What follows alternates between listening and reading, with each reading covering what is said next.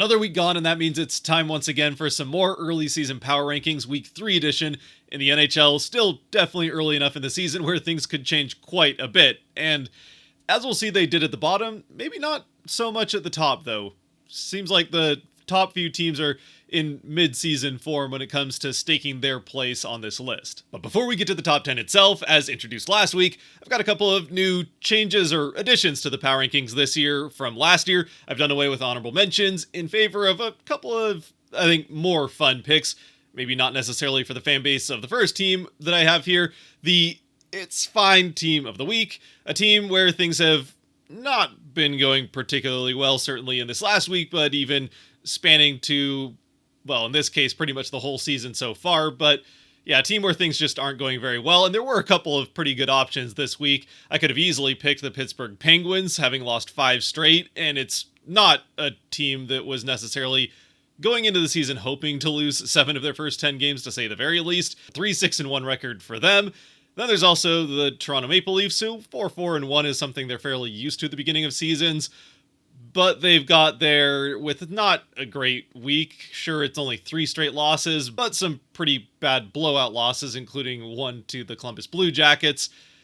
The team I'm going with, though, and I'm not going to be going with the same team every week, even if things continue to go poorly for them, which is an important thing to mention when it comes to the team I chose this week in the San Jose Sharks. A team where, let's be perfectly honest, the plan is to be bad. Unlike with Pittsburgh or Toronto, this is a team where, yeah, they're not trying to be much more than one of the worst teams in the league so they can continue to get those top draft picks at the end of the season. Now, even with that said, I'm not sure the plan was to be 0-7-2 with 9 straight losses to start the season. Sure, they do get the 2 loser points, so it's not like they're completely off the board. But yeah, it's been a tough start to the season, even by the standards of the current era of Sharks. And understanding that Celebrini's absence with the early injury is a part of this terrible start, but yeah, it's not gone well for the Sharks. Meanwhile, on the other end of things is the team that's the objects and mirrors are larger than they appear. I need to come up with a better name for this team, but the team that's not inside the top 10, but has been making some big strides towards getting there in the last week, or again, potentially longer as we get deeper into the season. And this week, again, a couple of options, but I felt like it was still a fairly easy decision. In the end, I had to go with the Colorado Avalanche. I did consider the Vancouver Canucks as well, who've won 4 games, and part of the reason the Canucks don't show up here is just that they have not played very many games, so I still don't really know what to think of the Canucks. They've tempted fate with losses a couple of times and had comebacks to get those wins, which is still impressive. Either way, I'm going with the Avalanche, who started out the season 0-4, but now have rattled off 5 straight wins, including a bit of a nail-biter as I'm recording this tonight against the Senators. Now, it still hasn't always been convincing, and goaltending is still a bit of a question in Colorado, but at least things aren't quite as doom and gloomy when it comes to the goaltending as it seemed like they might be after the first few games. Jumping now into the top 10, though, things look pretty different at the bottom of this list than they did last week, and that starts right away with the team I have in 10th in the LA Kings. Now, there's a few different teams I considered for 10th here. Eventually, I went with the Kings, even though I'm not sure they've had the most convincing last couple of weeks. They have won 4 of their last 5 games, with the only loss being to the Vegas Golden Knights, who we will be seeing this week on the list. But for the Kings, it's still a win. You can only play the teams that are put in front of you, even if the schedule hasn't been the hardest one ever, with wins over Anaheim, Montreal, the San Jose team that we've already mentioned, and most recently, a Utah team that started out hot but has fallen a bit back to earth. Still, the Kings have been taking care of business of late and rebounded from a slower start to the season. And I'm not sure much is going to change in this next week as things stay similar in the schedule. They've got San Jose again, as well as Chicago, and then at least a chance at redemption against the Golden Knights. So if they're able to pull that off and win the 2 games they should win, maybe they move up and convince me a little bit more that they belong in this top 10. For now, it was hard to keep them out. They have managed to at least accumulate a pretty decent points percentage early on in the season and find themselves in second place of a Pacific Division that has completely reshuffled itself from a week ago. Speaking of teams that have not been entirely convincing, but still have a pretty decent record at the end of it, in 9th, I have the Tampa Bay Lightning, who have now been going every other for the last, week. They lost to Toronto at the start of the week, which kind of saved the Leafs from being the It's Fine team of the week, and also probably saved the Toronto fan base from collapsing entirely, though I'm sure they'll still manage to do that a couple more times over the course of the season. Anyway, for the Lightning, they've managed to come back then with an 8-5 beatdown of the Devils. Then they lose. Then they shut out a Capitals team that's been hot to start the season. So back and forth it goes with this team. Vasilevsky has a performance, then a shutout. Still, in the end, I'm a little bit more convinced by the Lightning. They have a slightly better record, but also are at least in the top 10 in both goals for and goals against per game. I mean, heck, never mind top 10. They're all the way up in 4th when it comes to goal scoring, and then a little bit closer to the bottom of the top 10, or right at the line, depending on how you look at it, a 4-way tie for 9th when it comes to goal prevention. Moving on to the 8th spot and moving up into the top 10 like LA for the first time this season, actually coming into the top 10 from the spot that Colorado's in this week, I've got the Minnesota Wild, who also one of the teams that beat Tampa Bay this week. Now for the Wild, like the Lightning, they find themselves in the top 10 in both of those important goal scoring and goal prevention categories. Sure, there's some more advanced stats out there, but those are the ones that at the end of the day are what counts for the wins and losses, and Minnesota has been pretty good at both ends of the ice. It certainly helps that Kaprizov has 15 points in 8 games, just that one short of 2 points per game, but in a 4-way tie for points early on in the season, or at least I think it's a 4-way tie.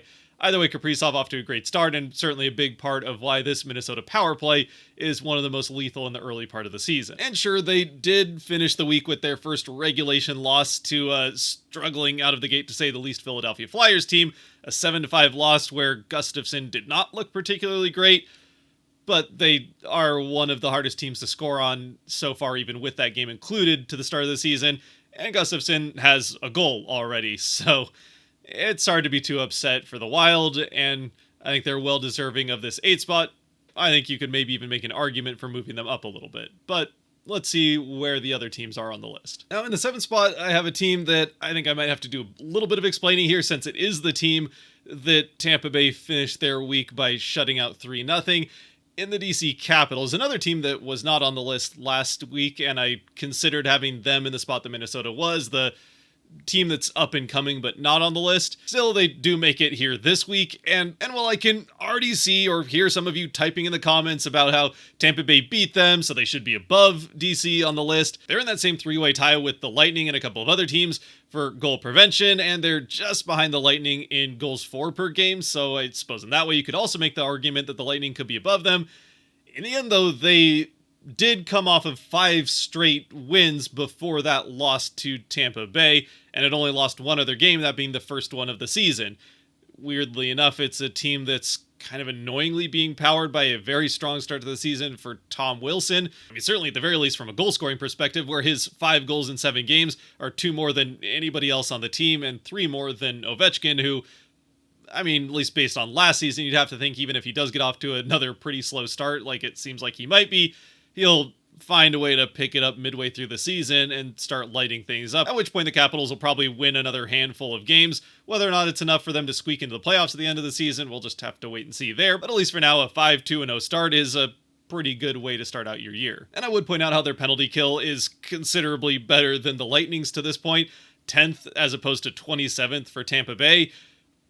But things are pretty healthily flipped when it comes to the power play, where, in spite of Ovechkin standing in his office doing his thing, this has been an abysmal power play to start the season for the Capitals, under 10% and 30th in the NHL, where, I mean, the Lightning haven't necessarily been impressive on the power play either, but they're at least middling. At the very least, we'll find out a little bit more about who this DC team is in this next week, as they play 4 games bookended with a couple of pretty tough ones against the New York Rangers to start the week, and then Carolina Hurricanes to end the week. If the week goes well and they get wins against, I mean, really either of those teams, and then take care of business against a couple of not so difficult opponents in the middle, then they should be able to at least keep their spot here in the top 10. In the 6th spot, I have another new face to the top 10 this week from last week in the Vegas Golden Knights, the currently Pacific Division leading Vegas Golden Knights, who after starting the season 3-0 had lost 3 straight, but then come back with a very strong 3-0 week and multi-goal regulation wins in all 3 games with a healthy amount of goal scoring. Such a healthy amount of goal scoring that they currently find themselves as the top goal-scoring team per game in the NHL. And with that being the case, it should probably not come as any surprise that the current league leader in points is a Golden Knight in Mark Stone, and then one of those other three players tied with Kaprizov with 15 points for second place is Jack Eichel. And then separately from both of those guys, one of the 6 players that scored 7 goals or more to this point in the season is Ivan Barbashev. So yeah, the Vegas Golden Knights are scoring a lot and doing it with a number of different players. So once again, it doesn't seem like this team is too interested in going away just yet. And with that amount of scoring, it also probably isn't much of a surprise that their power play is currently 4th in the NHL at 36%. Moving into the top 5, but sticking with the theme of teams that are new to this list this week from last week, I've got the Carolina Hurricanes, who after a start to the season in their first 4 games, have started to win fairly consistently and fairly decisively. I mean, not necessarily blowing teams out of the water or scoring ridiculous numbers of goals like the Golden Knights, but they are very much locking things down at the other end of the ice, where they're one of the hardest teams in the league to score on. Frederik Andersen is currently leading the league in goals against per game. Now, whether or not he can stay healthy and continue that the rest of the season, we'll have to wait and see, but this is a team that has started to be able to more consistently play their game, and as myself as a Kraken fan found out only too recently, when they are able to execute their game plan, they are a very, very hard team to beat. And something that might make that early success for the Canes even more impressive is that they've done it almost entirely on the road, with 6 of their first 8 games coming on the road, and they're going to continue what has been a lot of traveling, especially with a West Coast swing as well, in Vancouver with 1 more game to start out this next week. And sure, a 5-2 record isn't that much separated from some of the other teams we've already mentioned. In fact, it's the same exact record that the Capitals have. But this is where I'm going to have a little bit more of a tiebreaker in teams that I actually believe are going to be some of the best in the NHL as this season goes along. Now, they're going to have to continue to earn that, but at least for now, I'm convinced that Carolina is very much one of the 5 best teams in the NHL. So far then, this top 10 has looked pretty substantially different than it did last week. However, spoiler alert, and maybe this isn't the best strategy for video retention rate, though with that being said, the retention rate graph would suggest that most people have already skipped to the end at this point, but the top 4 have not changed very much, not only in the composition of which 4 teams it is, but also the order. And as again, we start in the 4th spot with the Florida Panthers, a team that, unlike even some of the ones we've already mentioned and the 3 that will follow, is not necessarily winning in the most convincing ways. They've got a 0 goal differential. They've given up as many goals as they've scored, even in spite of a pretty good record to start the season. They aren't scoring a ton more than most teams per game. They're pretty middle of the pack in how many goals they're giving up per game. Their power play is kind of and really the only thing that's statistically super impressive about this team so far, other than their record and the fact that they're winning a lot of games, is their penalty kill is 3rd best. In the end, though, they are winning a lot of their games and just finding ways to win, which is what got them to that Stanley Cup victory last season. This is a team that, if nothing else, is resilient and determined to get the points when they're available. And sure, every now and then they're still going to have a bit of a stinker of a night, lay an egg, and just not really show up, like with a 5-1 loss early in the week against the Wild, which isn't to disparage the Wild in any way. I put them on this list for a reason. That is so far a pretty good team. But even when something like that does happen, they'll just bounce right back and then get back-to-back decisive wins against, say, the 2 teams from New York, or the New York City anyway. And I don't really know how impressive a win against the Islanders is just yet. Still kind of figuring out what that team is, but either way, a 6-3 win is, I'd say, fairly impressive against anybody that isn't, I don't know, the Sharks, for example. And regardless of that, beating the Rangers 3-1 is definitely something to take note of. And I'm saying that knowing full well that I have not mentioned the Rangers yet. Really, the only reason I kept Florida below the Rangers is that they do have those occasional losses, and the Rangers, I mean, aside from that one, kind of haven't so far. But before we can get to the Rangers, we first, in the 3rd spot, have to talk about the Dallas Stars, a team which the Florida Panthers will be playing twice in Finland this week, so that should shake things up a little bit here in the top of these power rankings. For now, though, this Dallas team is, in a lot of ways, similar to Carolina in that they're not necessarily scoring a ton. I mean, a fair amount. They're kind of around league average in goals for per game, but they are simply not getting scored on, at least not in a meaningful way. Anyway, as in their 9 games, they've only given up 3 or more, in this case 3 or 4, since they haven't given up more than 4 goals yet this season. But they've only given up 3 or more in 3 of those 9 games, and they did lose 2 of them, so maybe that says something about their not necessarily going to score their way out of trouble, at least to this point anyway, but they're just not giving up goals to such a degree that not only are they the hardest team in the NHL to score on, they're also the only team in the NHL right now that is giving up less than 2 goals per game. They also have both goaltenders. I mean, sure, Ottinger is playing significantly more of the time. DeSmith has only played a couple of games here and there, but both goaltenders are in the top 5 in the NHL in goals against average and save percentage to this point in the season. And it's not even like going on the power play is going to help you much against the Stars, as they also have the best penalty kill in the league so far at a 93.1% early in the season.